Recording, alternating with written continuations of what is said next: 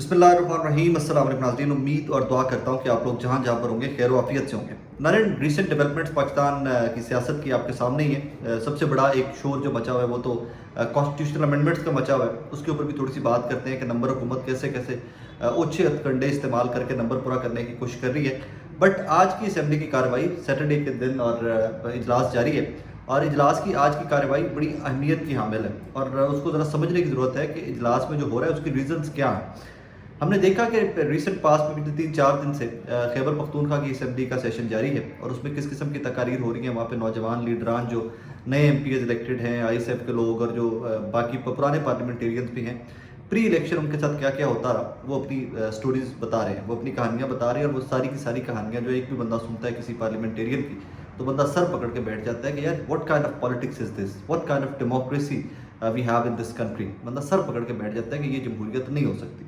अच्छा, उसका फिर तोड़ भी ढूंढना था, उसका फिर तोड़ ढूंढा गया आज नेशनल असेंबली के ज़रिए। एक तो कल बानी PTI इमरान खान साहब के ट्विटर हैंडल से एक ट्वीट हुआ, और उस ट्वीट के बाद, ट्वीट वैसे वो परसों का था, फिर कल वो दोबारा हुआ, उर्दू के साथ तर्जमे के साथ भी हुआ। तो उस ट्वीट के बाद अता तारड़ साहब जो इंफॉर्मेशन मिनिस्टर हैं PM से जिनका ताल्लुक है, उनकी प्रेस कॉन्फ्रेंस आई कि जनाब इस ट्वीट का रद्द अमल आएगा, मतलब कि इसके ऊपर कानूनी कार्रवाई की जाएगी।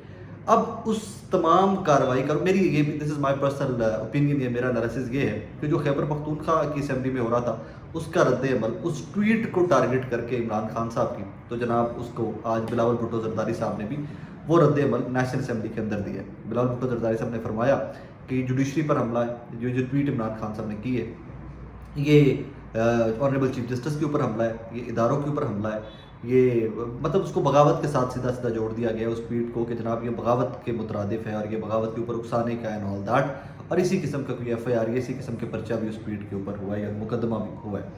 अब इसमें सोचने की बात यह है कि बिलावल भुट्टो जरदारी साहब तो बहुत गर्जे बरसे, बहुत बोले इसके ऊपर आके, लेकिन जैसे ही इसका जवाब आया पाकिस्तान तहरीक इंसाफ की जानिब से, अपोजिशन लीडर जो हैं नेशनल असेंबली के अंदर उमर यूब साहब, जब उनको माइक दिया गया, तो ये बड़ा इंटरेस्टिंग सी एक हैपनिंग है आज की कि जब उनको माइक दिया गया वो बोलना स्टार्ट हुए, तो उन्होंने सिर्फ अभी चंद सतूर बोली थी, तो यूट्यूब चैनल जो है नेशनल असेंबली का जहाँ पर समात दिखाई जा रही थी वहाँ से उड़ा दिया गया। उमर यूब साहब ने क्या कहा वो थोड़ा सा मैं सिर्फ आपको टच कर देता हूँ, क्योंकि जितनी वो समात आई है, जितना वो समात कह रहा हूँ, जितना वो प्रोसीडिंग आई है, जितनी हम देख सकें वही मैं आपके सामने रखता हूँ। उमर यूब साहब ने कहा कि जी बज़ाहिर लगता ये है कि बिलावल भुट्टो जरदारी साहब जो है इस स्पीच से पहले 2 दिन DG ISPR साहब के ऑफिस के अंदर ट्रेनिंग करके आए हैं इस स्पीच के लिए, और साथ ही इतना कहना था कि बस जो चिराग थे वो रोशनी ना रही उनमें, और उसके बाद उनका यूट्यूब चैनल से उड़ा दिया गया, स्पीच रोक दी गई। बड़ी सादी सी कहानी है। इसमें मुझे जो समझ आ रहा है उसमें ये कि ये जो इतनी हलचल मची हुई है ना पार्लियामान के ऊपर हमला एंड एवरीथिंग, उससे हुकूमत राह फरार इख्तियार करना चाहेगी, उससे ये बचना चाहेगी, लेकिन वो इस तरह का इल्ज़ाम है, वो इस तरह का कलंक का टीका है कि मैं पहले दिन का कह रहा हूँ, 9 सितंबर की रात का कह रहा हूँ, 10 सितंबर का, कि जनाब वो ऐसा कलंक का टीका लग चुका है हुकूमत के माथे के ऊपर और स्पेशली PMLN के ऊपर कि जनाब ये इससे नहीं निकल सकेंगे। ये जहाँ भी राइट लेफ्ट भागेंगे, जो किसी से गलती कोताही होगी, आपकी सरबराही में हुई, आपकी गवर्नमेंट है, आप पार्लियामान के कस्टोडियन हैं, स्पीकर साहब जो हैं, अब आप लोग इससे भाग नहीं सकते। आप जितना भागेंगे उतना ही ये इशू हाई पकड़ेगा। अब उसी इशू को, हमारी न्यूज़ इंडस्ट्री का एक रूल है, एक बड़ी खबर आए एक्सक्यूज मी, एक बहुत बड़ी खबर आए तो उस खबर को किल करने के लिए उससे बड़ी खबर मार्केट में फेंकना पड़ती है। तो वो जो पार्लियामान के ऊपर जो धावा बोला गया था नकाब पोशों की जानिब से, वो खबर अभी तक उसका आफ्टर शॉक्स उसके जारी हैं अभी तक, तो उसको, उस खबर को किल करने के लिए नई खबर जो मार्केट में फेंकी गई वो अता तारड़ साहब की प्रेस कॉन्फ्रेंस, इमरान खान साहब की ट्वीट, और फिर उस ट्वीट के ऊपर नेशनल असेंबली के अंदर तकारीर हैं ताकि रुख ज़रा मोड़ा जा सके। इसमें 2-3 चीज़ें मत भूलिएगा कि ये जब तकारीर की जा रही हैं, जब कॉन्स्टिट्यूशनल अमेंडमेंट की पूरी तैयारियां हैं, 2 के आज एजेंडा के ऊपर नहीं है, और हो सकता है कल इसके ऊपर वोटिंग हो। कुछ सोर्सेज ये क्लेम कर रहे हैं कि कुछ जो रुकन थे असेंबली के, नेशनल असेंबली के, वो पाकिस्तान के अंदर मौजूद नहीं थे, और वो जो रात गुजरी है उस रात को वो लोग पाकिस्तान में पहुंच चुके हैं। आज पीपल्स पार्टी के भी एक रहीम यार खान से न्यूली इलेक्टेड साहब, जो एक मौजज़ा हुआ है कि जो जिस तरह वो इलेक्शन वहाँ पे जीते हैं, तो उन्होंने भी आज हल्फ उठा लिया है। सो इस तरह हुकूमती नंबर जो है वो बढ़ता जा रहा है आहिस्ता आहिस्ता आहिस्ता। मौलाना फजलुर रहमान साहब से भी मुलाकातें तवातुर से जारी हैं। एक चीज़ मत भूलिएगा कि इस सारी कार्रवाई के अंदर, पार्लियामान की कार्रवाई के अंदर, एक चीज़ इंतहाई अहमियत की हामिल है, वो है कॉन्स्टिट्यूशनल अमेंडमेंट। اور اس سے بھی زیادہ اہمیت کا حامل ہے کانسٹیٹیوشنل امینڈمنٹ کا طریقہ کار.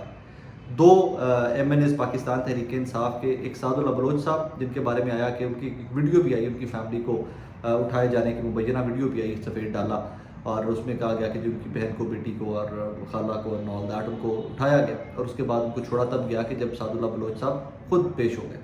اس طرح کھچی صاحب بھی ہیں، تو کھچی صاحب کے بارے میں بھی کہا جاتا ہے کہ وہ بھی غائب ہیں. یہ تحریک انصاف کے کا وین ہے، یہ تحریک انصاف کلیم کرتی ہے کہ ان کے ایم این ایز جو ہیں وہ غائب ہیں، اور بھی فتیانہ صاحب اور بھی لوگ ہیں جو غائب ہیں اس ٹائم کے اوپر. اس ساری کیوس کے اندر آپ نے ایک چیز نہیں بھولنی کہ یہ کس قسم کے الیکشن کے بعد مارز وجود میں آئی اسمبلی ہے. 8 فروری کا الیکشن کنٹروورشل موسٹ الیکشنز میں سے ایک ہے، جس کے اوپر اس سے بڑی کیا مثال ہے کہ یاسمین راشد صاحبہ اور نواز شریف صاحب والا جو حلقہ ہے اس کے اپنے فارم 45 47 کے اندر بے تحاشا تضادات ہیں. اس جو آپ کی رولنگ پارٹی ہے اس ٹائم کے اوپر مسلم لیگ نون کے قائد ایبٹ آباد سے الیکشن ہارے میں میاں نواز شریف صاحب. تو اس حد تک کنٹروورشل اسمبلی جو ہے وہ اتنی بڑی بڑی امینڈمنٹس لے کے آ رہی ہے، اور پھر وہ ان امینڈمنٹس کے لیے پھر بھی نمبر پورا نہیں تھا، تو پھر وہ کھینچے مار کے ادھر سے ادھر. کبھی وہ اسٹیٹمنٹ آتی ہے کہ 41 ممبرس جو جن کو ابھی تک آزاد سمجھا جا رہا ہے، دو کہ وہ آزاد نہیں ہیں.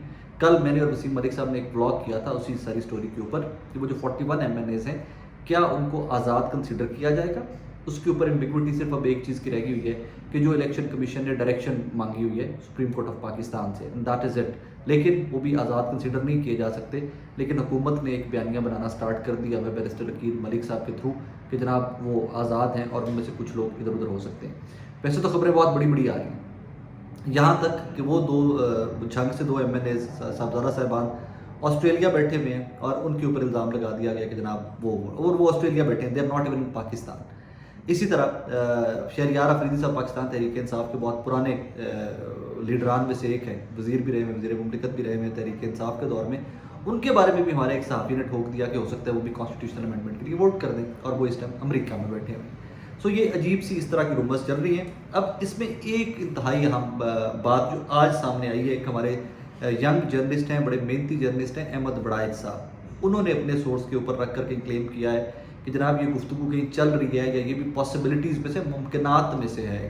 یہ اس کو کنفرم نہیں کر رہے، وہ کہتے ہیں ممکنات میں سے ہے، پاسبلٹیز میں سے ہے ایک، کوئی کانسٹیٹیوشنل کورٹ آ جائے. اور کانسٹیٹیوشنل کورٹ اگر آتا ہے تو اس کے لیے ممکنات میں سے ہے کہ تحریک انصاف بھی سپورٹ کرے اس کانسٹیٹیوشنل امینڈمنٹ کو. اچھا، اب کانسٹیٹیوشنل کورٹ کیا ہے یا کیا کرے گی، یہ بھی ایک سوال پیدا ہوتا ہے بہت سارے لوگوں جن کو نہیں پتا. مجھے بھی نہیں پتا تھا، مجھے بھی اس کے اوپر تھوڑی سی تحقیق کرنی پڑی کہ صرف کانسٹیٹیوشنل کورٹ اگر آتی ہے تو اس کی ذمہ داریاں کیا ہوں گی.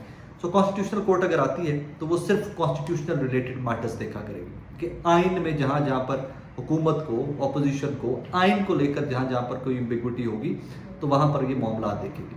دو چیزیں انڈرسٹینڈنگ اس کی بہت کلیئر ہو جانی چاہیے اب تک آپ کی اور میری، جو ہم یہ سر کپاتے آ رہے ہیں نا پچھلے کچھ مہینوں سے، آپ کی اور میری انڈرسٹینڈنگ ان دو چیزوں کے اوپر بہت کلیئر ہو جانی چاہیے.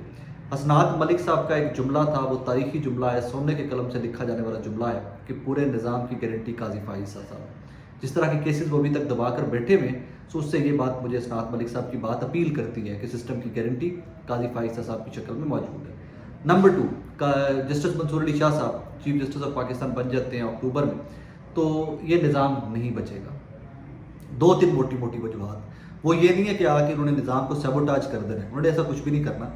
2-3 موٹے موٹے کیسز ہیں. بلے والا ریویو چلیں ٹھیک ہے، وہ تو وقت گزر گیا ہوا، بٹ یہاں پر جو آپ کے سارے ٹریبیونلز تھے وہ ابھی تک کام نہیں کر پا رہے. ٹریبیونلز کو کام کرنے کی اجازت دے دی جائے، ان کا ٹائم اپنا ٹریبیونلز کا آلموسٹ گزر چکا ہوا ہے. تو صرف اگر ایک یہ ڈیسیجن آ جائے کہ 2 مہینے کے اندر، 3 مہینے کے اندر اب ٹریبیونلز نے ڈیسائیڈ کرنے ہیں تمام تر کیسز، دھڑام کر کے حکومت نیچے آ جائے. کیونکہ وہ ٹریبیونلز کے اندر بلیٹنٹ دھاندلی کے ثبوت، بہت سارے مبینہ دھاندلی کے ثبوت بہت سارے موجود ہیں. اور لوگ یاسر گیلانی صاحب لاہور سے لے کر پھر رہے ہوتے ہیں، بھٹر صاحب پھر رہے ہوتے ہیں، تمام لوگ اپنے فارم 45 47 لے کے گھوم رہے ہیں، اور ٹریبیونلز جو ہیں ان کو کام جس طرح کر رہے ہیں وہ آپ کو سامنے یہ کام کرنے نہیں دیا جا رہا. سو یہ 2-3 بڑی بڑی چیزیں ہیں کہ جس کے اوپر بریک تھرو ہو سکتا ہے. بٹ آج سارا دن شور جو تھا وہ نیشنل اسمبلی کے اندر وہ عمران خان صاحب کی ٹویٹ کا رہا.